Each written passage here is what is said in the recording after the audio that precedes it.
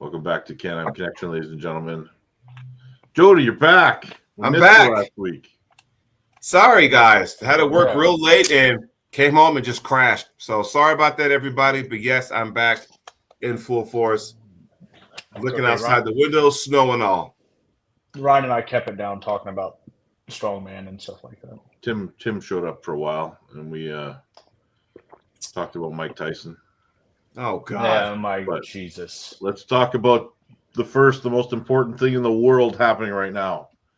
In about 2 weeks, just over 2 weeks, the King of the North, Arnold qualifier. The only qualifier you need to worry about on December the 7th. Isn't it the only qualifier in Canada?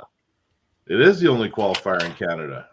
So one would think, being the only Arnold qualifier in Canada, that you should get a handful of participants, because this will be, 3 weeks after the Ottawa Open? So there's to be people rested up for that, yes? They should be fine, yeah. The Ottawa Open, which, by the way, 734 entries. Awesome. Makes it love it. Probably the second biggest tournament in Canada ever, only to, I think, last year's Nationals. Hands down the biggest tournament in North America this year. That was last year's Nationals, like 900 something, right? Yeah, it was a big. That's because Quebec does it. I mean, let me ask you a question. Ontario had a good turnout this year. Ottawa Open. Let me ask you something. So, what is it that you guys are doing that we can't get correct here in the States? Man, you got to ask Eric, because I mean, I know the answer to this. What is the answer, Nathan? The answer is A, the United States has too many promoters and everybody steps on everybody's toes constantly. B, the Ottawa Open has a prestige factor to it, right? None of our tournaments really in North America right now, outside of a handful, have any prestige to them anymore, right? C, Eric gives away an awesome trophy every year for first, second, and third place in Masters and Open division in your pro classes. There's a handful of tournaments in North America do that. I think 3 or 4 tops. So when you start factoring all that together, it's going to make for a greater turnout of events. Yeah. Here's another reason why. Because Eric knows how to run a tournament. So he's talking about this event being wrapped up under 5 hours, the Grandmasters and Open divisions on Saturday. Mm-hmm. And under 6 hours on Sunday. So that's a fast event for that level of competition and the amount of entries. I think they had 300 pros on Saturday. Yeah. So and the rest was AMs and stuff. Yeah. Flew through that stuff. So he obviously had the right staff. Well, they're running 5 tables. Yeah. So nobody wants to sit in a room for 12 hours watching one table tediously plod through an event. Oh, you're spot on. Taking 50, I'm not picking on anyone in particular, but if you're watching, this will sound familiar. One table, 2 refs, never calling who's on deck, never calling who's in the hole. What a concept. And taking multiple breaks to appease the venue to keep people there. Only messes with the competitors. And from everything that I've seen on here, one of the reasons why Eric gets people is because he runs a tight event. Runs a great event, great awards. There is no negativity about this event. I haven't even heard a constructive criticism. I mean, there's even payouts at the Ottawa Open. People don't understand that. There is not a if you win first place, you get X amount. The way Eric does it is every match you win is $5. You go to the scorer's table, you let them know you won, you get your $5. I mean, there was a class of 30 people. You're going to have 7, 8, 9, 10 matches. You're getting your entry fee back if you win your class. So you're getting an awesome award, and you're actually breaking even, which, for your entry fee at least. Right. Do you think it's more of the awards nowadays or the competition? Because I know when I first got into a sport, yes, the awards were always there. The money was there. Not as much as it is now, inflation, call it what you want, but a lot of it had to do with the competition, who was all showing up. And I'm like, damn, if this person's going to be there, I want to see, what I can do against this puller and that puller and things like that. And it's just like, man, what happened? What happened? Well, tournament arm wrestling became after the 90s when all the super match arm wrestling started. It kind of became obsolete to an extent to where you're not seeing, especially the United States, you're not seeing the turnouts. I'm going to say that you didn't see prevalence of super match arm wrestling until after 2012 even. You were starting to see it early in those Lottie days. Starting. It wasn't common, and people didn't care about it as much. Early 2000s, it was more prevalent in Europe and stuff, and you did have some Americans going over there, but it was the oddball ones. Because Devin pulled John in 2008? Yeah, in that 6-rounder. Well, Neil was doing super match stuff with Arm Wars. So there was super match. Yeah, but it wasn't like here in North America though. Neil was like one of the first guys. Yeah. But PAL did it. There was a great debate back then. We talked about last week about who was better, the guy that could win the super match or the guy that could win the tournament. And then you had those guys that could do both. Yeah, most of the elite guys could. Like we saw that. So we saw lots of guys go into WAL tournaments, and it was the same guys winning those that was winning the titles in super matches. Or even before them, you had guys like Lupkeese and John that were winning super matches and tournaments. Yeah. Well, John was, he can do either. He was so versatile. But at least with a tournament, a qualifier, if you want to talk WAL before they morphed into their top 30 guys to make a super match series, at least then those qualifiers they had in Vegas and all that kind of stuff, at least you had a situation where you know what, this might be the day somebody may break through. We all kind of had a good idea who would win the whole thing, but once in a while, there's always that one day where it's like, oh, there's an upset. I think that's what got people driving more. There's always that chance. Well, what got us talking about Jerome Loud? That's what was about making people want to come to those tournaments, though. There was a cash prize that was worth coming for. Prestige or cash? Those prestige, an awesome award, which goes with prestige, or cash. Yeah. And if you have both. Am I stupid for saying this? And just bear with me, you two. Chat, feel free to chime in, but bear with me also. You said prestige or cash, right? Cool. More often times than not, for me, cash is great. Don't get me wrong. But knowing that my peers, the ones I compete against, kind of go, yeah, he's that, for me, that goes a long way. Right?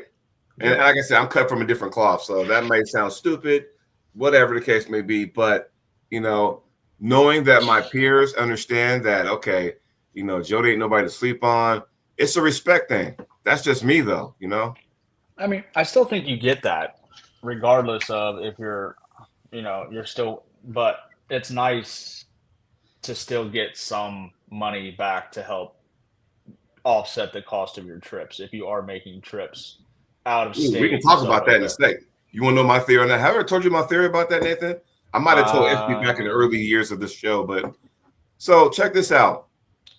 Unless you're and we'll use Derek Smith for an example. Now, don't take this out of context, but Derek works weekends, right? Cool.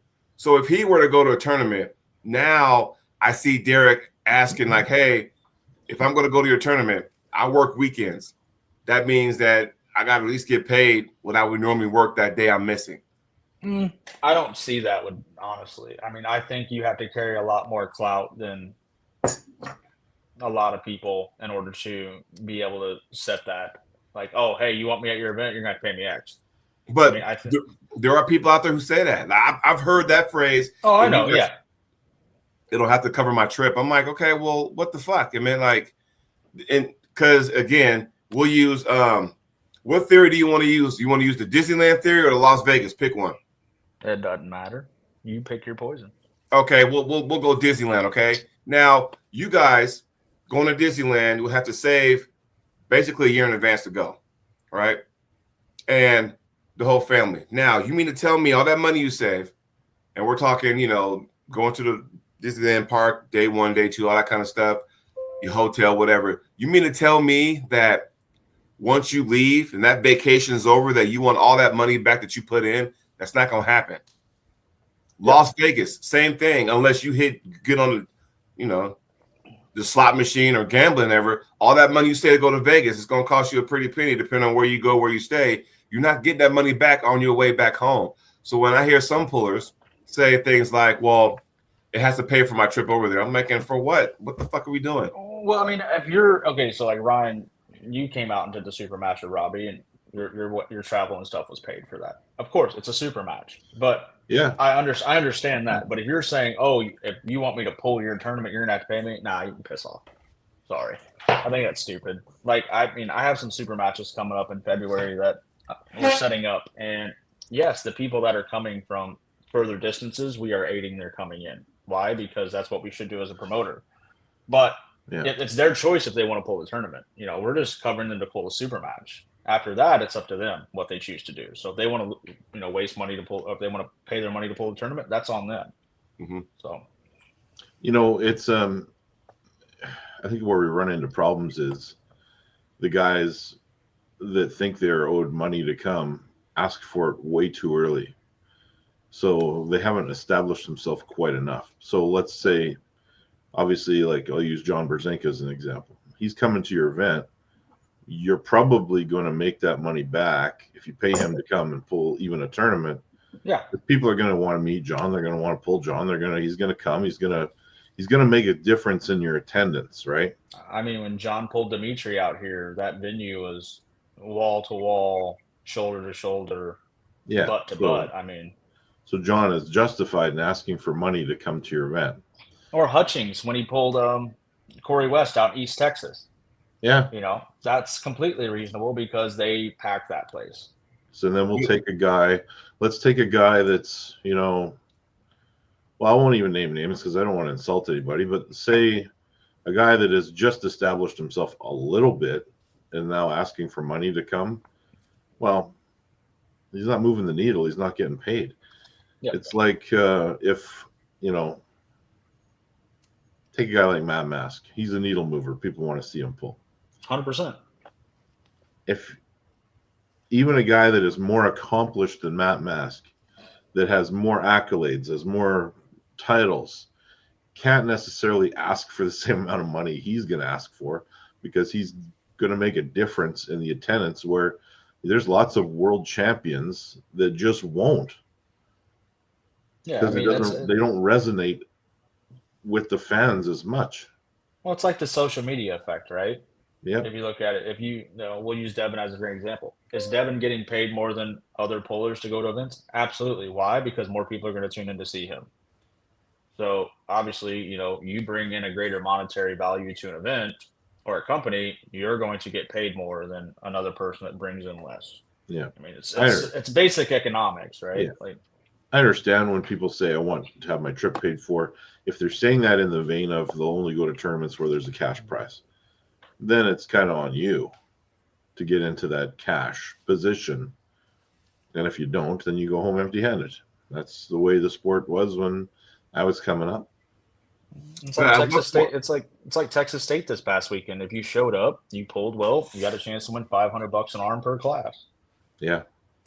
But the WAL really nailed it when they had the prize money down to like 8th, because you could show up, do just okay, and still make pretty good money. Make a couple $100 and go about your day. Like, I know they had that one here at Gillies in Texas. Like, you could finish 5th, 6th place, and you're still putting money in your pocket for the day.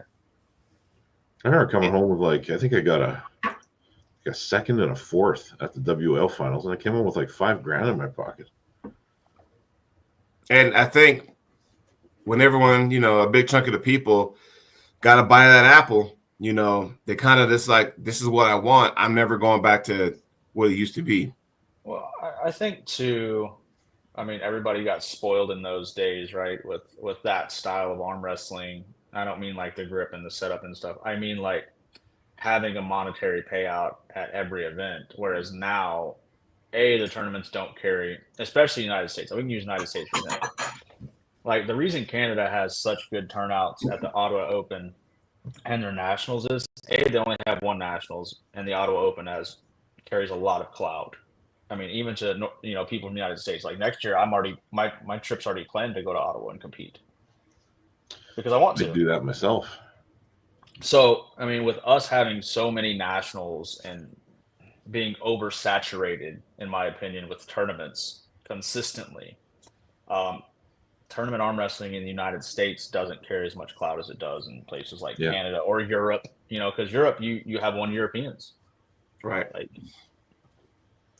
I don't think that our nationals is going to be as big as the Ottawa this coming year. Will be as big as this last Ottawa Open. Where is it at? Regina, Saskatchewan. And Regina. Yeah, we call it Regina, so that it ain't Regina. It's Regina. One of the best female strong women from Canada lives in Regina. Oh, yeah. That's like when we call it Calgary, y'all call it Calgary. Yeah. Well, you know what? I say Calgary, and that's not right. Apparently, it's Calgary.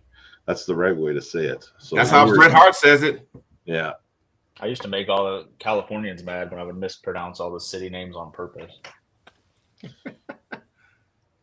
But I mean, getting back to what we're talking about tournament aspect. Yeah, I mean, people were spoiled, but it's like you're right. Everyone in Canada knows, hey, Ottawa Open, it's in November. Cool. There ain't like 6 or 7 other tournaments leading up to that. Where, or like, even if you want to look at it from the perspective of that date, right? You had the Ottawa Open in Canada. That was like your main focus. United States, there was like 5 other tournaments going on. So I was like, well, crap, what do I want to do? Or we can look at December 7th. Like there's 5 to 6 events happening. And that's all I see over social media right now is those events. I'm like, wow. I mean, and you had a lot of elite arm wrestlers that are Canadian show up to that event. I mean, but how many elite Americans did you have show up? I mean, at Texas State, there was Tony Tomlinson showed up. Dustin Hyatt came and pulled the 76 and 98 class. Uncle John was there. Uncle John was there. But Tucker won the 242 class easily. What's his name? Richard Cogburn was there. He pulled. Richard's good. But outside of those names, like nationally recognized names, there weren't many. Yeah, and at Ottawa. I mean, you had Porky, you had Devin was in attendance, you had. Well, yeah, but he lives there, and so and Porky pulls that tournament every year. Yeah, and Devin always comes and shows steps. I mean, as Devin shows up because it does help Eric out. Like let's be honest, like people are going to come there because they know Devin's going to be there. So, heck, you're getting 500 entries at Winter Blast. But it comes down to again, like we were talking about the quality of opponent, the quality of puller, right? Like I know last year's Winter Blast, Jocelyn and John Terrian were both there. I think Artem there? I can't remember. Well, it takes place in March, so it'll be earlier this year. Yeah. They were there. Yeah, I think Elizabeth was there. So it brings, it brings something. But it's like going, what are they doing that, other tournaments aren't doing? And I guess it goes back to what you're saying. Sometimes we get too saturated with tournaments where, everybody wants to be a promoter now. It's like, like I do one tournament a year, but it's a fundraiser, so it's not like I'm competing against this, that, and the other, right? I'll take my 185 entries and call it, and that's good for me. Well, it's for charity. Yeah, exactly. Yeah. It's like Rick Parlette's when he does pull-in for special kids every year. That's going, I think this year is going to be its 12th or 13th year next year, right? Right. People come out for that event, and we'll have north of 100 entries every year. Why? Because it goes to help the Special Olympics. And we have kids from the Special Olympics come in and arm wrestle pros and stuff like that. Like, it's for a great cause. I love those events, and, I always volunteer my time for those events. I don't ever take a penny.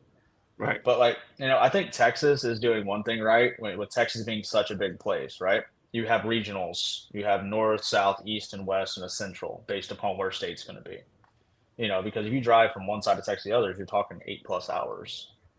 Yeah, So that's a wide state. Like, damn. yeah.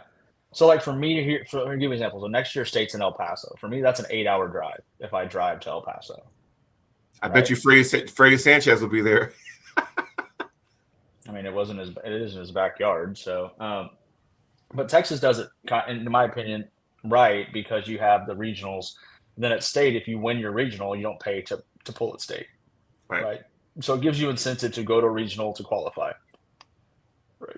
It's kind of the same way, you guys do on your provincials, Ryan, where you have to go to provincials in order to go to nationals.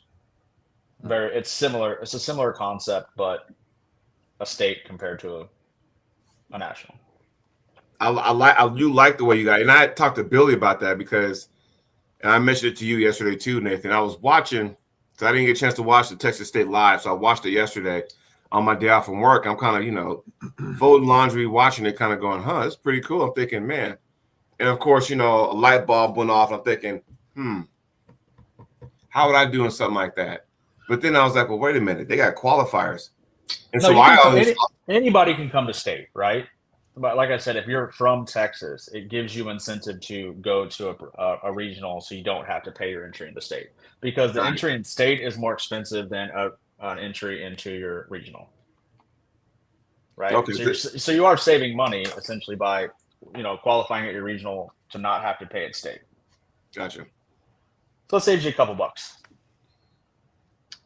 So what were you going to mention, Nathan? Oh no, I'll tell you later. Okay. One of those things. Mm-hmm. Gotcha. But I will announce now that state's over. Like I said, I don't want to step on Billy's toes because state's the biggest tournament of the year in Texas. But at Central this year, February 15th, I have 2 confirmed super matches working on the 3rd now. We are going to have Jolene Anderson coming in from Utah.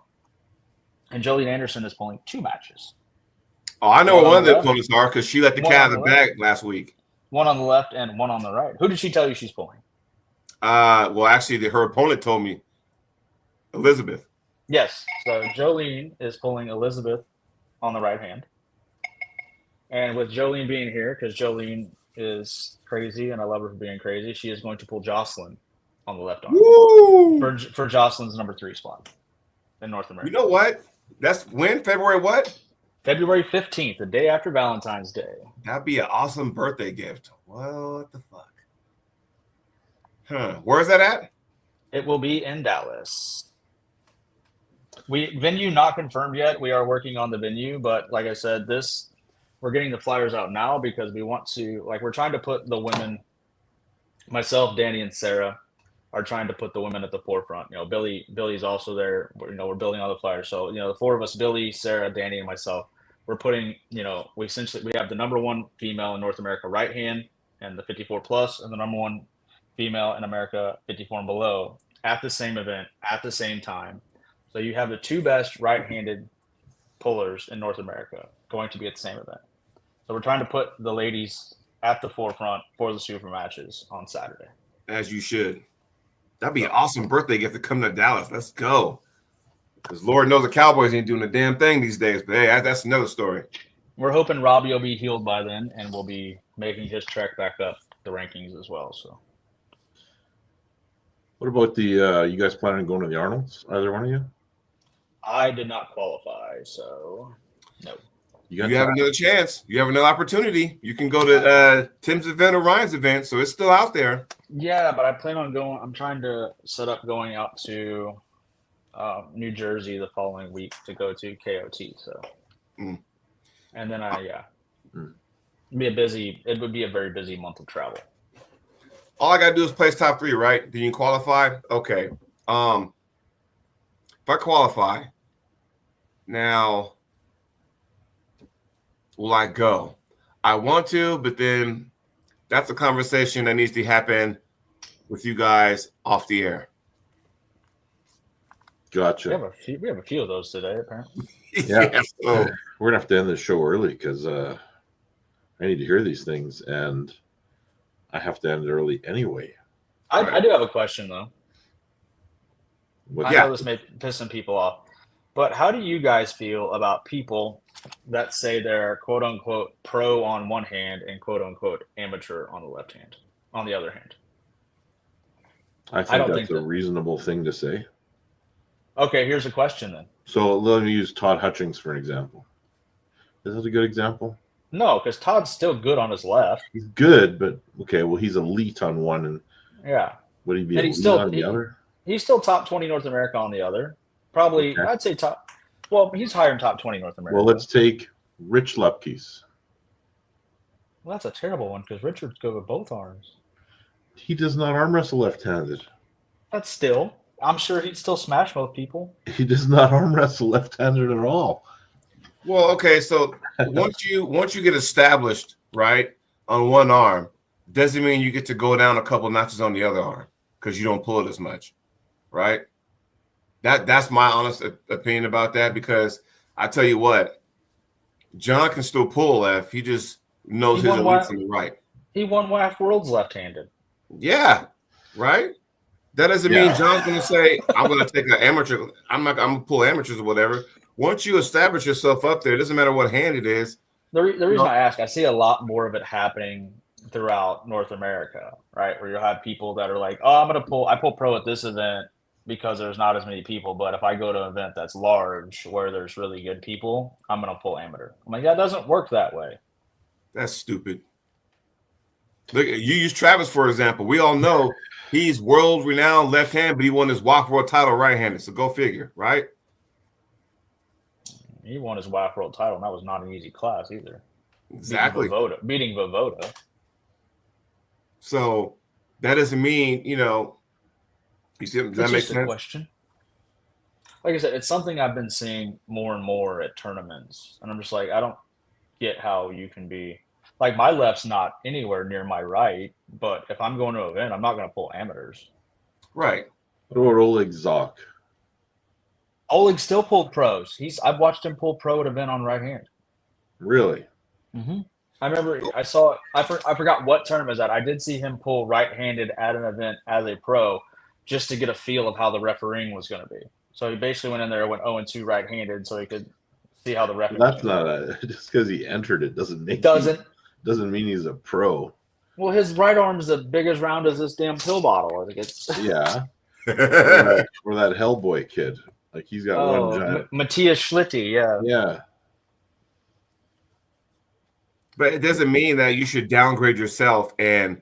Okay, does that mean you shouldn't pull with the other arm then? Like, if you know, like if you're a Matthias and Oleg's or that one dude that just pulled from. Well, you're going to watch me do it. What? I'll pull left arm at the Arnold's and probably not right. Well, that's fine. But you're not pulling. But see, Arnold's is just one class. There ain't no. Hey, we got an amateur class. Amateur.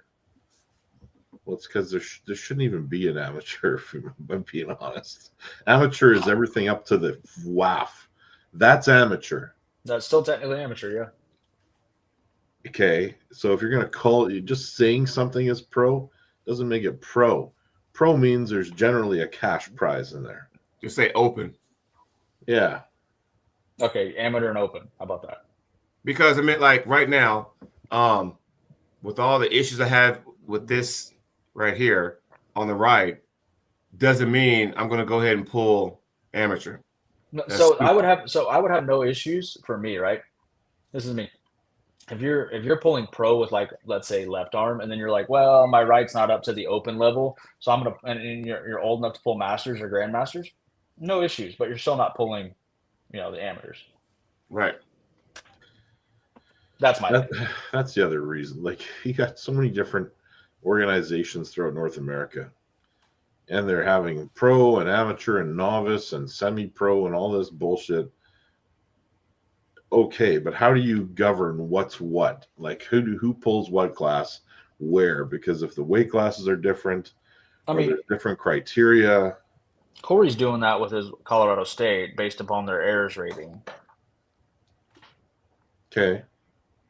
And I thought amateur and novice were the same thing once upon a time. I think they still are. Aren't they just synonyms? Novice is supposed to be like somebody that's brand new. Because then now you add semi-pro into the it's like amateur and semi-pro are basically the same people. If They you are were the to same go people. back east, because those classes are You know what it current is? back east, You know then what it is. what's that? Get money grab?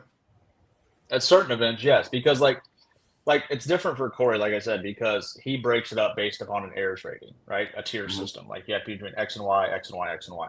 But some of these events that are running novice and you're running 7 classes up until you're open, like you can get more money. You can pull all those classes. Which is why you have a 9-hour event. So you may think that might be the reason why some people kind of, pump up their entry numbers when you start adding a bunch of other classes too. Possibly. Well, But it's think the about same it. people.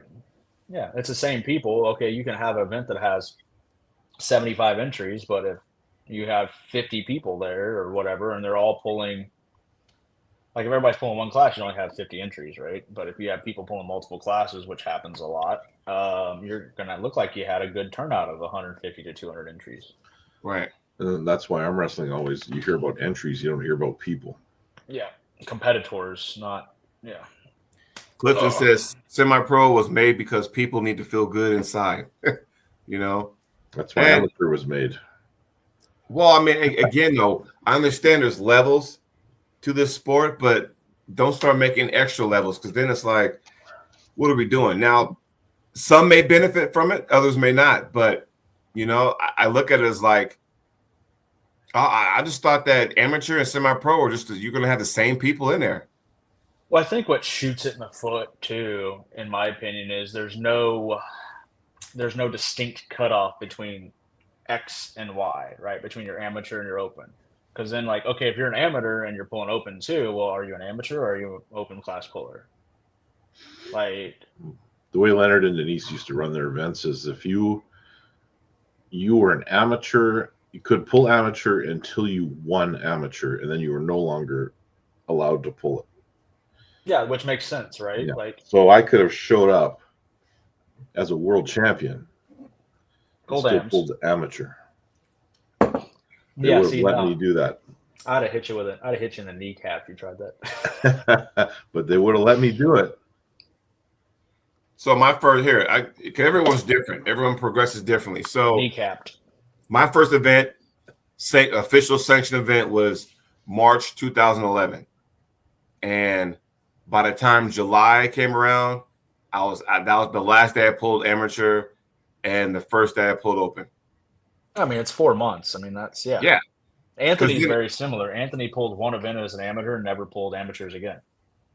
So, I mean, there are some amateur nationals that happen that he could still technically pull amateurs at if he wanted to. Right. When I started taking first and second, I was like, okay, I need more. And then when open, then I started taking like fifth and sixth and open. Like, okay, now I know where I'm at. I got a baseline of what I can do to kind of go up another level. So, well, it'd be like this, Ryan. Here's kind of like if somebody won provincials as a pro and then went to nationals and tried to pull amateur, to me that's kind of stupid. We don't have that shit. I'm saying if. Yeah. I'm using that as an example. Yeah, we got rid of the amateur at nationals because it's amateur already. Yeah, but you know what I mean, though. Like you have an amateur class open. I hear what you're saying. When there's a title on the line is where it gets confusing. So yeah, you can't have 2 super heavyweight provincial champions. One of them is amateur, one is pro. And to me, it just waters everything down. We got enough of those just add water champions in this damn sport as it is. And then the Claymore arm wrestling says, doesn't pro mean you make money or a living from the sport? Technically money. If you said made a living from the sport, there wouldn't be very many North American pros. I mean, look at John. Even look at John. Even when John works was for winning, Delta. Yeah, even when he was making money arm wrestling, he was still. John works for Delta. Devin's got a military pension. Lupke's, I can't remember what he did. Corey West has a job. Yeah. That for them, a weekend payday is just a bonus. They still got to go to work Monday morning, you know. If you're like Corey and you go out and win an event and you take home $8,000 to $10,000 on a Saturday, why wouldn't you go? Take a vacation day to go at $8,000 or $10,000? There you go. Yeah. I mean, the only argument you could make is I think maybe Michael Todd purely makes money off of social media and arm wrestling related activities. Yeah, social media. I mean, Devin's making a killing off social media right now. Devin doesn't. He would be fine. Engen's a good example. Engen's gets paid. He has a retirement from. But those guys are different because all those countries that subsidize arm wrestling, if you're a high level amateur, you're getting paid a living to arm wrestle. Yes, but I mean, Europe's different than North America. Oh yeah, that's the crapshoot. I mean, even Chance Shaw quit his job to become a full-time arm wrestler. Is he still doing that? Is he still just focusing on that? I don't. Or did he have to or did he go get a job? I'm not sure, but I know that his intention was. But it's like, okay, where's he been though? Because he hasn't posted a whole lot on his YouTube lately. I know he has that event coming up next weekend. Yeah, it's in Tallahassee that he's doing with why am I drawing a blank? Who, Michael Lila? No, he's from Florida as well. A really good puller. Had scoliosis, and it cleared up. Oh, Grundy? Yeah, him and Grundy are doing an event in Tallahassee next weekend. So, again, I mean, this is a sport where, when people try to use this sport as a platform as to have a monthly income, that's where you get into, you start treading water because it's like going, look, man, I can't rely on it. That's too much pressure. When you have to rely so much on a sport or I got to take first place, or I hate when people use the term, oh, well, they're not going to take food in my kid's mouth, and you fucking shouldn't be there if you're saying that shit. I mean, that's the thing you say for motivation, though. No, I can't relate to that. That's the dumbest thing I ever heard for motivation. It's like when you ever watched that documentary on Michael Jordan, like the Last Dance? Yeah.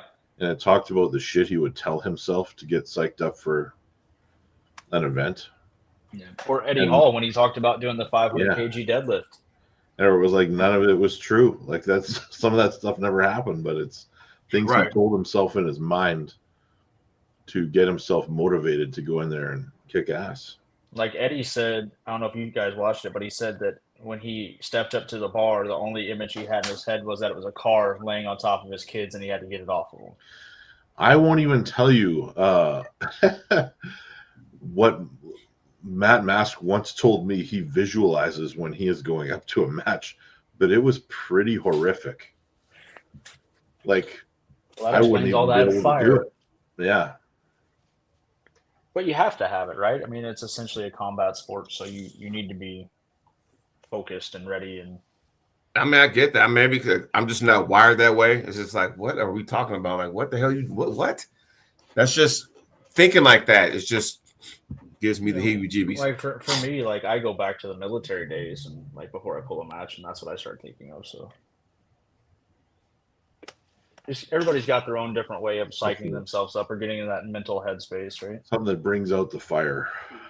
Right. Yep. A kick in the nuts. That'll bring up the fire. No, that won't. I'll be laying down for a while. That won't bring any fire. That's I must have told you guys the story about Miles Wilco, my old coach. And he used to call me Junior. He said, Junior. He's like, getting ready for his match. Just give me a slap. And he's standing on a stage and I'm on the floor and I just grab him by the shirt and I just boom. And I hit him with my whole hand. And he just about knocked him out cold. He stumbled back and he's seeing stars. It had the opposite effect. Saw Tweety birds. Oh yeah. That's funny. No. Well, I tell you what. I know I'm kind of going backwards, but the array of talent that'll be at Tim's event. Oh, you got Catalina coming in to pull Merlene. You have Elizabeth pulling Katie Hankey. You have Tom Zarositz pulling why am I drawing a blank right now? He just pulled Barej. Sounds like an intentional Paul Talbot. Sounds like an intentionally international event to me. Yeah, I mean, it is. But here's the thing, though. It's not like, first place cash prizes is X, Y, and Z. It's the array of talent. So this is the opportunity for someone to go in there and go, hey, if I got James Wall coming. Well, there's no guarantee they're going to pull the tournament, though. Yeah. If it's me. You know where I'm going with that, Jody? What's that? I know where you're going with it. Don't worry. We'll explain to Jody later. If you're a WAF ref, you can show up, or if you're an athlete or a ref, you can show up and pull or officiate or whatever you got to do without any consequence, as long as the event is unintentionally international. Well, that's true and not true. It's half true, half not. So, like, if you sanction super matches on like a Friday, right, and then you have everything sanctioned there, and then they decide to pull the tournament because you only brought them in for super matches, they did that by choice. Nobody can get in trouble. Yeah. There's a gray area. So my issue is I have a WAF ref coming in, and that's great. He's going to referee with a CAWF ref. The WAF ref has to make sure the event isn't intentionally international. My issue is this. Going forward, I'm going to be hesitant to use a referee where I have to vet the competitors list to somebody that is not sanctioning or have anything to do with my event, because it creates more work for me and it's a pain in my ass. There's lots of referees out there that are not going to make you go through that. So if you're listening, WAF refs, just keep that in mind. Your organization is making you jump through hoops you shouldn't have to jump through. And tell Simon to back off. I thought Joey was a Canadian. Well, or does Simon have? The shit runs downhill, but it's Joey for Canada, Simon for North America. Yeah. I mean, if nobody has an affiliation to either one, then they can't, like, even competitor-wise, nothing can be done. No. Steve, that's the exact question that I started asking myself along this process, but we're gonna go. I mean, you could have just brought me in, Ryan. That's all I'm saying. I would have did it. There you go. Yeah. Couldn't afford it. Oh, shush. Your demands were too great. A bowl of chocolate M&Ms, like, come on. A bag of Skittles in your dressing room? A bag of Skittles and an energy drink, and I'm pretty easy. I'll say a bag of Skittles and some of that vodka you had. Yeah. Oh. Liquid death. Yeah. Drinks. Tea. Yeah. Tea and lemonade. The best one. Guys, Arnold. It is an early ending to the show, but I must call it because it is time for me to go and do what I got to do. Got to work. Well, no, I got to go get my kid from school, actually. Oh, that's important. Yeah, that is important. What, they got a half day? No, I've got some stuff going on. We got to go take care of a few things. So, we're going to go do that. Do we have our 5-minute bonus talk? Yes, if we do it on Facebook Messenger. So you guys call me as soon as I hang this up. I'm ready to go. Right on. All right, everybody. Everybody hit like.